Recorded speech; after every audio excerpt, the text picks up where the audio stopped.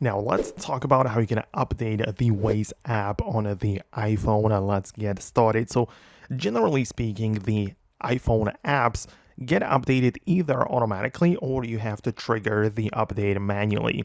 Regardless, you can open up the App Store like that and just go to the search right here at the bottom. You have this little magnifying glass, and into the search, you need to type in the name of the app which we want to update. So when I type in Waze, you can see that it can load up.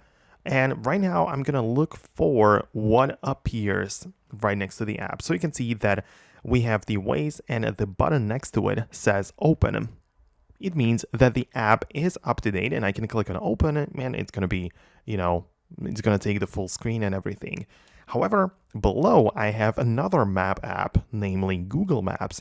And this one does not have the open button, and instead it has the update button. And this means that I can click on it and make sure I install the latest version of that application.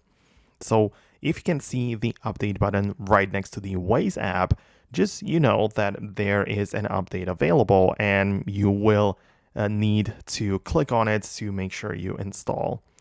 So yeah, that's like the main process. Outside of that, you can of course just browse your account within the App Store and manage some other settings here as well, right? So there are some possible options.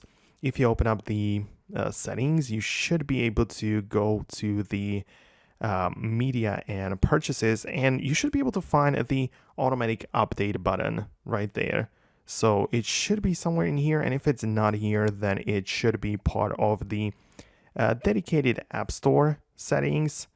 So inside of the App Store, yeah, you have the automatic app updates. So you can see if you enable it right there, you will have the ability, or you will basically not need to do anything because the updates will be installed in the background without you pressing a button. So if you want to, you can install apps and the updates automatically. If not, choose it to be the manual option.